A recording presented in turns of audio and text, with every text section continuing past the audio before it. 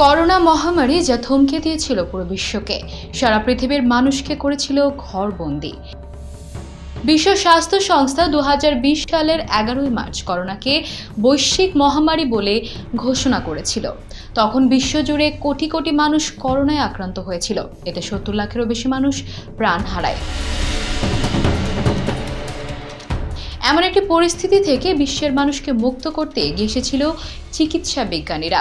এই প্রাণঘাতী ভাইরাস থেকে মুক্তি দিতে আবিষ্কার করেছিল কোভিড ভ্যাকসিন বা টিকা। আমরা জানি একটি ভ্যাকসিন তৈরিতে বিজ্ঞানীদের যুগ যুগ সময় লেগে যায়, কিন্তু খুব অল্প সময়ে করোনা ভ্যাকসিন তৈরি করেছিলেন বিজ্ঞানীরা। ঘরবন্দি মানুষদের ঘর থেকে বের করে আনতে তাদের প্রচেষ্টা ছিল সময়ের দাবি। এবার সেই টিকা নিয়ে মানবদেহে বিভিন্ন ধরনের পার্শ্ব প্রতিক্রিয়ার অভিযোগ উঠেছে। বিশ্বকে লকডাউন থেকে বের করে আনার লড়াইয়ে রেকর্ড সময়ের মধ্যে কোভিড ভ্যাকসিন তৈরি করেছিলেন অক্সফোর্ড বিশ্ববিদ্যালয়ের বিজ্ঞানীরা। অনেক দেশেই ব্যবহৃত প্রথম কোভিড ভ্যাকসিন ছিল এই অক্সফোর্ড অ্যাস্ট্রাজেনেকার টিকা। সেই অক্সফোর্ড অ্যাস্ট্রাজেনেকার টিকার বিরুদ্ধে পার্শ্ব প্রতিক্রিয়ার অভিযোগ উঠেছে। এই টিকা গ্রহণের ফলে মৃত্যুর মতো ঘটনাও নাকি ঘটছে। তবে শুধু অ্যাস্ট্রাজেনেকার বিরুদ্ধেই নয়, অভিযোগ রয়েছে ফাইজার, মডার্না বা অন্যান্য ব্র্যান্ডের বিরুদ্ধেও। পার্শ্ব প্রতিক্রিয়ার অভিযোগ ওঠায় বিশ্বজুড়ে 300 কোটির বেশি ডোজ দেওয়ার পরেও অ্যাস্ট্রাজেনেকার টিকা প্রত্যাহার করে নেওয়া হচ্ছে। কিন্তু প্রশ্ন উঠেছে, টিকা না হয় প্রত্যাহার করে নেওয়া হলো, কিন্তু এর পার্শ্ব প্রতিক্রিয়ায় যারা ক্ষতিগ্রস্ত হয়েছেন তাদের কি হবে? স্বভাবতই এই নিয়ে মানুষ উদ্বিগ্ন।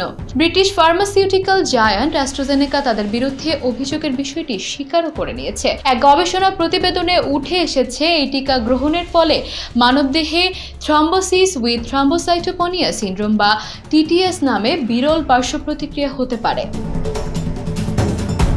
টিটিএস হলো এমন একটি অবস্থা যার ফলে শরীরের অস্বাভাবিক কোনো জায়গায় রক্ত জমাট বাঁধে এবং রক্তে প্লাটিলেটের সংখ্যাও কমে যায়। টিটিএস এর উপসর্গগুলোর মধ্যে রয়েছে গুরুতর মাথা ব্যথা, পেটে ব্যথা, পায়ে ফোলা ভাব বা শ্বাসকষ্ট।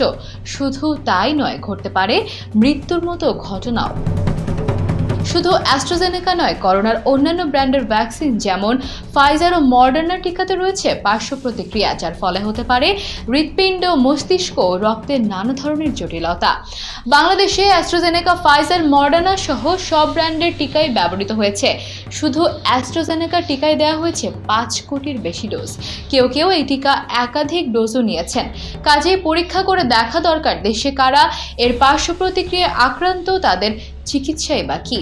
কিন্তু এখনই নাকি সুনিশ্চিত করে বলা সম্ভব নয় কার কোন স্বাস্থ্য সমস্যাটি টিকার পার্শ্ব প্রতিক্রিয়া জনিত। স্বাস্থ্যমন্ত্রী বলছেন, যতক্ষণ পর্যন্ত না জানবো দেশে কার দেহে কতটা পার্শ্ব প্রতিক্রিয়া রয়েছে, ততক্ষণ পর্যন্ত এই ব্যাপারে কিছু বলতে পারবো না। তবে এটি নিয়ে আমরা কনসার্ন। আমরা মনে করি বাংলাদেশ সহ সারা বিশ্বে এ নিয়ে দ্রুত গবেষণা হওয়া উচিত, যাতে টিকার পার্শ্ব প্রতিক্রিয়ায় চিকিৎসা দেওয়া সম্ভব হয়। টিকা তৈরিকারী প্রতিষ্ঠানগুলোর কাছ থেকে ব্যাপারে ক্ষতিপূরণ আদায় করা যায় কিনা তাও খতিয়ে দেখা দরকার।